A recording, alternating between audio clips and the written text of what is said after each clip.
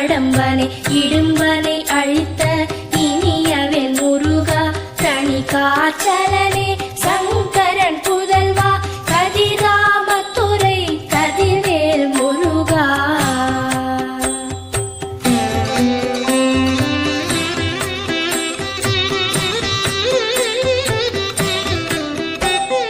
பழனிபதி வாழ் பாலகுமாரா ஆவினன் குடிவாழ்